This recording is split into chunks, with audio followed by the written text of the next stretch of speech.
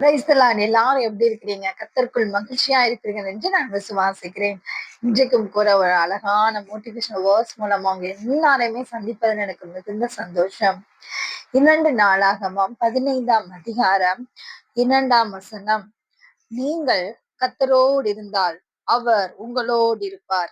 நீங்கள் அவரை தேடினால் உங்களுக்கு வெளிப்படுவார். அவரை விட்டீர்களே ஆகில் அவர் உங்களை விட்டு விடுவார். எப்படியாம்? நீங்கள் கர்த்தரோடு இருந்தால் அவர் உங்களோடு இருப்பார். நீங்கள் அவரை தேடினால் உங்களுக்கு வெளிப்படுவார். அவரை விட்டு விட்டீர்களாகில் அவர் உங்களை விட்டு விடுவார். பிரியமானவர்களே, இந்த வசனத்தின்படியாக நாம் இருக்கிறோமா என்று ஆராய்ந்து பார்க்க வேண்டும். இன்றைக்கும் கூட ஒரு 2 சம்பவங்கள், ஒரு 2 காரியங்களை குறித்து நாம் தியானிக்க போகிறோம். அதே 2 நாளாகமம் 12ஆம் அதிகாரத்துல ரெகோபெயாம் இருக்கிறார். ராஜாவாகிய ரெகோபெயாம் யார் என்று பாத்தீங்கன்னா நம்ம சாலமோனுடைய குமாரன்.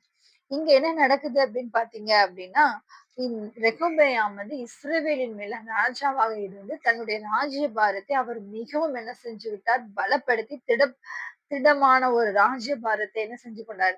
ஏற்படுத்தி கொண்டார்.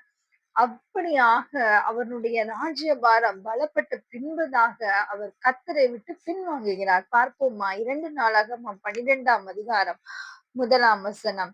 ரெகொபெயாம் ராஜ்யத்தை திடப்படுத்தி தன்னை பலப்படுத்தி கொண்ட பின் அவனும் அவனோடே இஸ்ரவேல் அனைவரும் கர்த்தருடைய நியாய பிரமாணத்தை விட்டு விட்டார்கள்.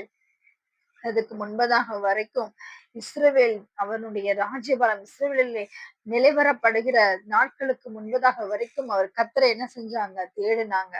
ஆனா எல்லாம் கிடைச்சதுக்கு அப்புறம் அவனும் அவனோடு கூட இருந்த இஸ்ரவேல் ஜனங்களும் தேவனுடைய நியாய பிரமாணத்தை தேடுவதை என்ன செஞ்சுட்டாங்க? விட்டு விட்டாங்க. இங்க கர்த்தர் என்ன கூறுகிறார்?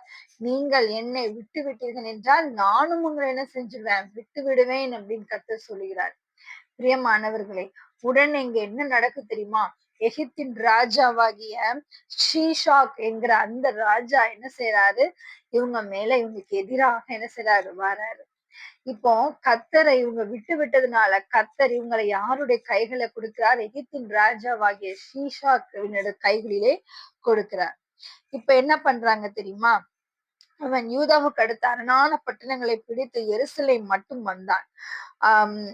நீங்க அதற்கு அடுத்த வசனங்கள்ல நீங்க பாத்தீங்க அப்படின்னா, அப்பொழுது ஆறாம் வசனம் 2 நாளாகமம் 12ஆம் அதிகாரம் 6ஆம் வசனம். அப்பொழுது இஸ்ரவேலின் பிரபுக்களும் ராஜாக்களும் தங்களை தாழ்த்தி